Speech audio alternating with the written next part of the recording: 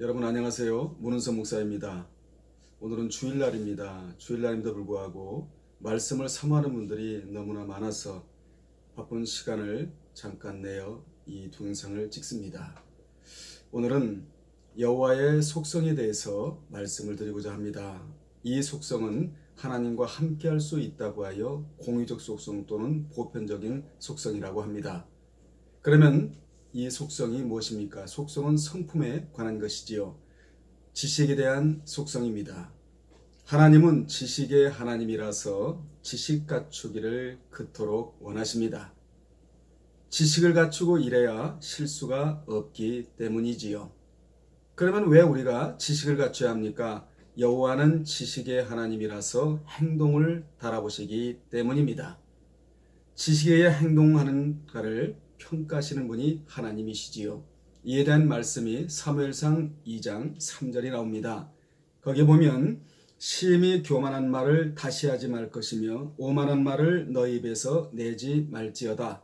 여호와는 지식의 하나님이시라 행동을 달아보시느니라 라고 말씀했습니다. 여호와는 전지하셔서 모든 것을 아시고 또한 전능하셔서 행동을 달아보시며 또한 마음도 저울질 하십니다. 마음도 저울질 하신다는 말씀이 잠언 24장 12절입니다. 거기에 보면 내가 말하기를 나는 그것을 알지 못하였노라 할지라도 마음을 저울질 하시는 이가 어찌 통찰하지 못하시겠으며 내 영혼을 지키시는 이가 어찌 알지 못하시겠느냐 그가 각 사람의 행위대로 보응하시리라고 했습니다. 이처럼 하나님은 우리의 마음을 저울질하시며 행동을 달아보십니다. 그러므로 하나님이 행동을 달아보실 때 우리는 부끄럼 없이 달려야 합니다. 사울은 하나님이 저울로 달아보실 때 수치가 미달되어 폐기 처분당했다면 패한 자가 되었다면 다윗은 믿음의 근수가 높아 세워진 자가 되었던 것입니다. 여러분은 하나님이 다실 때에 수치가 아주 높은 분들이 되시기를 바랍니다. 이같이 하나님은 행동도 달아보시지만 동시에 마음도 달아보십니다. 마음이 달릴 때는 마음의 심지가 견고한 채로 달려야 합니다. 마음의 심지가 견고해지려면 말씀에서 좌로나 우로나 치우치지 말아야 합니다. 심지의 견고함에 대한 말씀이 이사야 26장 2절로 3절이 나오는데 거기에 보면 너희는 문들을 열고 신의를 지키는 의로운 나라가 들어오게 할지어다. 여기 신의는 믿음을 말씀하고 있습니다. 주께서 심지가 견고한 자를 평강하고 평강하도록 지키시리니 이는 그가 주를 신뢰함이니다라고 하여 천연왕국에서 평강의 복을 받아 누릴 자들은 다름 아닌 마음이 견고한 자와 심지가 견고한 자들이라고 이사야 선지자는 분명히 말씀했습니다. 이같이 행동과 마음은 서로가 유기적인 관계로 서로에게 선한 영향을 주고받아야 합니다. 사실은 마음이 올바른 마음이어야 행동이 올바를 수가 있는 것이지요. 마음이 삐뚤어지면 행동이 삐뚤어질 수밖에 없고 마음이 올바르면 행동이 올바르게 되는 것입니다. 그래서 잠언 4장 23절에도 모든 지킬 만한 것 중에 더욱 내 마음을 지키라 생명의 근원이 이에서 남이니라고 한 것입니다. 마음을 지켜야 행동을 제할 수가 있는 것이지요. 행동을 제하지 못하면 마음을 지키는 자가 아니라는 것입니다. 성경에 마음의 심지가 견고해서 오래 쓰임받은 자들이 나오는데 그 중에 이사야 선지자는 마음의 심지가 견고해서 즉 마음이 견고해서 하나님이 오래 붙들고 쓰셨습니다. 그래서 하나님은 그를 통하여 이사야서를 66장까지 기록토록 하셨고 예레미야도 마음의 심지가 견고했으므로 예레미야서 52장과 예레미야가 5장을 쓰도록 하셨습니다. 뿐만 아니라 에스겔도 마음의 심지가 견고했으므로 에스겔서 48장까지 쓰도록 하신 분이 하나님이십니다. 여호수아나 바울도 마음의 심지가 견고했으므로 귀하게 쓰임받은 인물이 되었던 것이지요. 이같이 여호와께서는 마음이 견고하고 흔들림이 없이 믿음을 지키고 하나님을 의뢰한 자를 천연왕국에 들어오도록 허락하시고 또한 그 같은 자들을 천연왕국에서 완전한 평강을 보장해 주신다고 하셨습니다. 혹시 지금 여러분 중에 마음이 어떤 문제로 흔들리고 계십니까? 오늘 말씀의 힘을 얻으시고 다시금 마음을 추슬러 마음의 심지가 견고하게 되기를 주의 이름으로 축복합니다. 그래야 신앙이 퇴보하지 않습니다. 그래야 말씀에 순종하는 자가 되는 것입니다. 마음의 심지가 견고치 못하고 흔들리는 자는 말씀에 대한 순종도가 떨어집니다.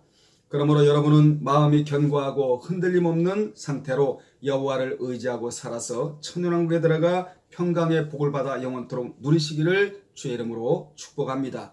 그리하려면 두말할 것도 없이 여호와를 아는 지식이 있어야 합니다. 호세아 선지자 시대에는 여호와를 아는 지식이 없었습니다. 지식이 없자 그들은 무서운 병을 앓고 있었는데 그 병은 여호와를 모르는 무지라는 중병이었습니다. 이같이 이스라엘의 죄의 근원에는 무지라는 아주 고약한 고질병이 있었는데 오늘날에도 하나님을 제대로 알지 못하면 이 무지의 병을 앓고 있는 것과 같습니다. 이것이 병 중에 제일 무서운 병입니다. 그래서 호세아 선지자는 이 무지의 병을 치유하는 방법을 백성들에게 알려주었는데 그것이 무엇입니까? 여호와를 알자, 힘써 여호와를 알자였습니다. 여호와를 아는데 힘을 써서 알라고 외쳤던 것이지요. 그는 하나님을 알지 못하는 책망의 말을 가장 중요한 대목으로 여겼습니다. 이스라엘이 하나님을 알지 못한다는 것은 고멜이 그녀의 남편 호세아의 마음을 모른다는 것과 같은 의미이지요.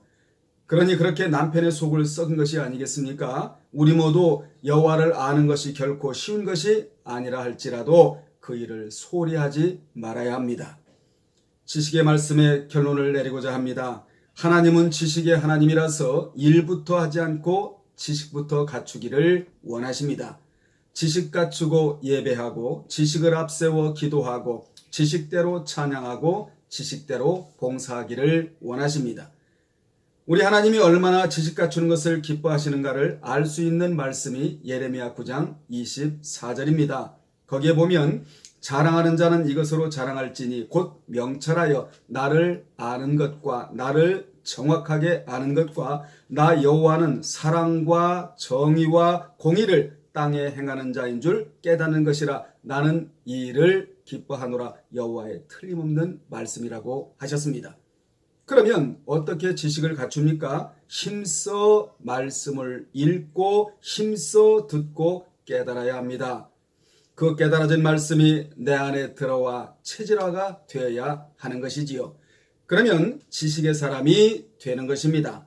그러한 자는 무슨 일을 해도 말씀과 함께 합니다. 말씀과 함께 걸어갑니다. 말씀과 함께 생각합니다. 말씀과 함께 계획을 세우는 것이지요. 그렇습니다. 우리는 여호와를 아는 지식이 나를 다스리고 조종해야 되는 것입니다. 그러면 하는 일에 실수가 없게 되며 실수가 없어야 삶이 기름지고 무엇보다도 하나님이 기뻐하십니다. 하나님이 기뻐하시면 시편 37편 4절의 말씀같이 우리의 소원이 이루어지게 되는 것입니다. 바울은 고린도서 11장 6절에서 내가 비록 말에는 부족하나 지식에는 그렇지 아니하니 이것을 우리가 모든 사람 가운데서 모든 일로 너에게 나타내었노라라고 말씀했습니다. 여러분은 언변은 조금 부족해도 하나님을 아는 지식은 절대로 부족함이 없는 분들이 되시기를 주님의 이름으로 축복합니다. 다음에 또 속성에 대해서 말씀드리겠습니다. 여러분 주 안에서 평안하십시오.